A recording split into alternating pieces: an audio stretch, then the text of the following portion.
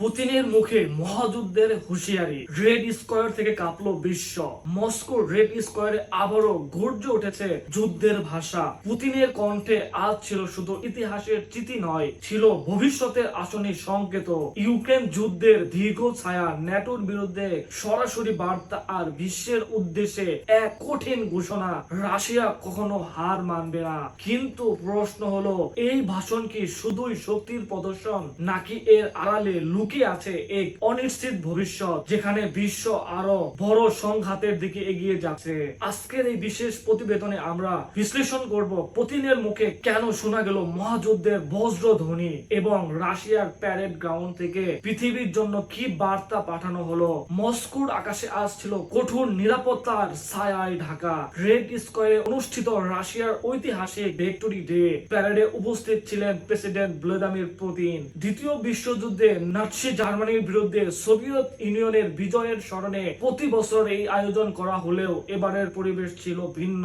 চারপাশে ছিল যুদ্ধের চাপা উত্তেজনা, ড্রোন হামলার আশঙ্কা আর ইউক্রেন যুদ্ধের দীর্ঘ ক্লান্তি। অথচ সেই মঞ্চ থেকেই পুতিন এমন এক ভাষণ দিলেন যা আন্তর্জাতিক রাজনীতিতে নতুন করে আলোড়ন সৃষ্টি করেছে। পুতিন তার বক্তব্যে স্পষ্ট ভাষায় দাবি করেন, ইউক্রেনে রাশিয়ার সেনারা শুধু একটি দেশের বিরুদ্ধে নয়, বরং পুরো ন্যাটো সমর্থিত আগ্রাসী শক্তির বিরুদ্ধে যুদ্ধ করছে। এই বক্তব্যের মধ্য দিয়ে তিনি আবারও পশ্চিমা বিশ্বকে সরাসরি চ্যালেঞ্জ জানালেন। তার কণ্ঠে ছিল আত্মবিশ্বাস, কিন্তু একই সাথে ছিল এক ধরনের সতর্কতার সংকেত। রাশিয়া এই সংঘাতকে শুধুমাত্র সীমান্ত যুদ্ধ হিসেবেই দেখছে না, বরং এটি তাদের চোখে একটি বৃহত্তর ভূ রাজনৈতিক লড়াই। রেড স্কোয়ারের প্যারেড বরাবরই রাশিয়ার সামরিক শক্তির প্রতীক, কিন্তু এবারের প্যারেডে একটি বিষয় সবার নজর কেড়েছে, ভারী সামরিক সরঞ্জামের উপস্থিতি। ট্যাঙ্ক, ক্ষেপণাস্ত্র কিংবা বিশাল যুদ্ধযান, যা সাধারণত এই প্যারেডের কেন্দ্রবিন্দু হয়ে থাকে, সেগুলোর উপস্থিতি ছিল অত্যন্ত সীমিত। আন্তর্জাতিক বিশ্লেষকরা বলছেন এর পিছনে রয়েছে নিরাপত্তা উদ্বেগ এবং ইউক্রেনের সম্ভাব্য ড্রোন হামলার আশঙ্কা। রাশিয়া নিজেই স্বীকার করেছে যে মস্কোতে অতিরিক্ত নিরাপত্তা ব্যবস্থা নেওয়া হয়েছে। এর মধ্যে পুতিনের ভাষণ যেন আরো বেশি প্রতীকী হয়ে উঠেছে। শক্তির প্রদর্শনের পাশাপাশি ভয়ের বাস্তবতাও সেখানে স্পষ্ট। পুতিন তার ভাষণে দ্বিতীয় বিশ্বযুদ্ধের ইতিহাসকে বর্তমান ইউক্রেন যুদ্ধের সঙ্গে যুক্ত করার চেষ্টা করেন। তিনি বলেন, রাশিয়া আবারও নব্য নাৎসিবাদের বিরুদ্ধে লড়ছে।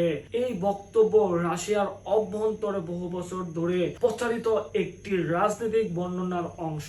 ক্রেমলিন দীর্ঘদিন ধরে ইউক্রেন যুদ্ধকে একটি অস্তিত্ব রক্ষার যুদ্ধ হিসাবে উপস্থাপন করছে, কিন্তু সমালোচকরা বলছেন ইতিহাসের আবেগকে ব্যবহার করে বর্তমান যুদ্ধের জন্য জনসমর্থন ধরে রাখার কৌশল এটি।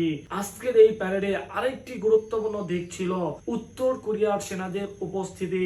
আন্তর্জাতিক সংবাদ মাধ্যমের তথ্য অনুযায়ী উত্তর কোরিয়ার সামরিক প্রতিনিধিরা প্যারেডে অংশ নেয়, যা মস্কো ও পিয়ংইয়ং এর ক্রমবর্ধমান ঘনিষ্ঠতার একটি স্পষ্ট বার্তা। পশ্চিমা বিশ্ব এটিকে নতুন সামরিক জোটের ইঙ্গিত হিসেবে দেখছে, কারণ ইউক্রেন যুদ্ধ যত দীর্ঘ হচ্ছে ততই রাশিয়া পশ্চিমা নিষেধাজ্ঞার চাপ সামলাতে নতুন মিত্র খুঁজছে। তবে প্রশ্ন উঠছে, পুতিনের এই কঠোর ভাষণের পিছনে কি শুধুই আত্মবিশ্বাস, নাকি রয়েছে চাপও? কারণ বাস্তবতা হলো ইউক্রেন যুদ্ধ এখন বহু বছরের সংঘাতে পরিণত হয়েছে। যুদ্ধ ক্ষেত্রে বড় ধরনের দ্রুত বিজয় রাশিয়া অর্জন করতে পারেনি। অর্থনীতিতে চাপ বেড়েছে, আন্তর্জাতিক নিষেধাজ্ঞা এখনো কার্যকর, আর ইউরোপ আমেরিকার সঙ্গে সম্পর্ক ইতিহাসের অন্যতম নিম্ন পর্যায়ে পৌঁছেছে। এমন অবস্থা ভিক্টোরি ডে প্যারেড পুতিনের জন্য শুধুই স্মৃতিচারণ নয়, এটির রাজনৈতিক শক্তির প্রদর্শনেরও মঞ্চ। আজকের ভাষণে পুতিন একাধিকবার ঐক্য এবং জাতীয় শক্তির কথা বলেছেন। তিনি দাবি করেন রাশিয়ান জনগণ যে কোনো চ্যালেঞ্জ মোকাবেলা করতে প্রস্তুত। এই বার্তার মাধ্যমে তিনি দেশের ভিতরে এক ধরনের মানসিক সংহতি তৈরি করতে চাইছেন, কারণ যুদ্ধ যত দীর্ঘ হয় সাধারণ মানুষের মধ্যে ক্লান্তি তত বাড়ে। সেই ক্লান্তিকে নিয়ন্ত্রণ করতেই ক্রেমলিন ইতিহাস, দেশপ্রেম এবং নিরাপত্তার প্রশ্নকে সামনে আনছে। অন্যদিকে পশ্চিমা বিশ্ব পুতিনের এই বক্তব্যকে গভীরভাবে পর্যবেক্ষণ করছে।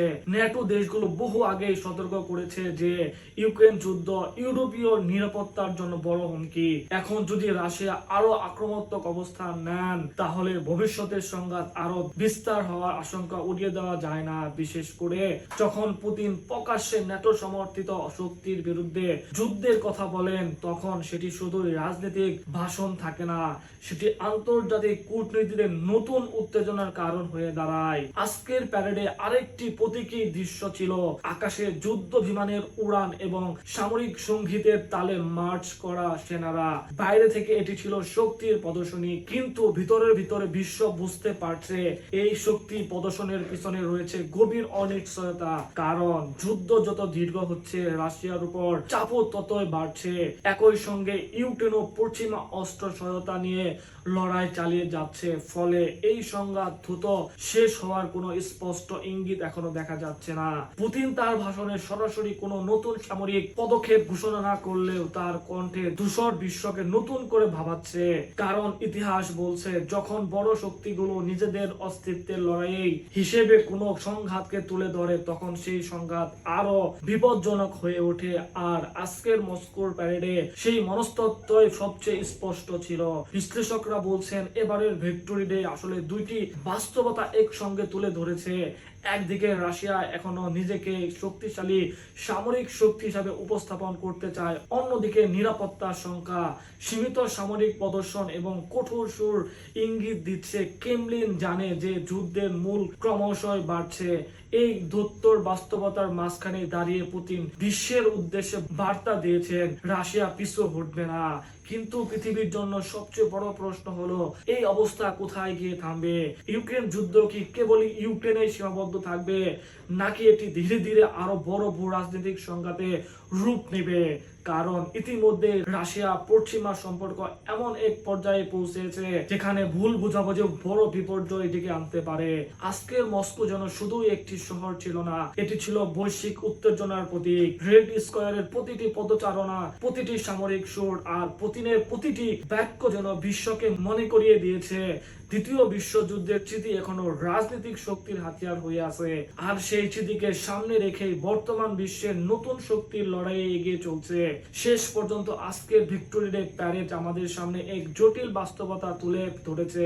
বাইরে থেকে এটি ছিল সামরিক কুচকাওয়াজ, কিন্তু ভিতরে ছিল ভয়, বার্তা, কৌশল এবং ক্ষমতার রাজনীতি। পুতিনের ভাষণ ছিল শুধু রাশিয়ান জনগণের জন্য নয়, এটি ছিল ওয়াশিংটন, ব্রাসেলস, কিয়েভ এবং পুরো বিশ্বের জন্য একটি রাজনৈতিক ঘোষণা।